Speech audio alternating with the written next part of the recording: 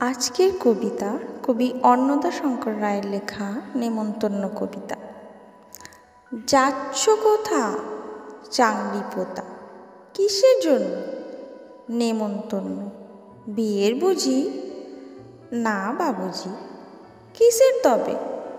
ভজন হবে। শুধুই ভজন? প্রসাদ ভোজন। কেমন প্রসাদ? যা খেতে স্বাদ। কি খেতে চাও? ছানার পোলাও। ইচ্ছে কি আর? সরপুরিয়ার। আহ কি আয়েস! রাবড়ি পায়েস। এইকে বলি ক্ষীর কদলি। বাহ কি ফলার! সবরি কলার।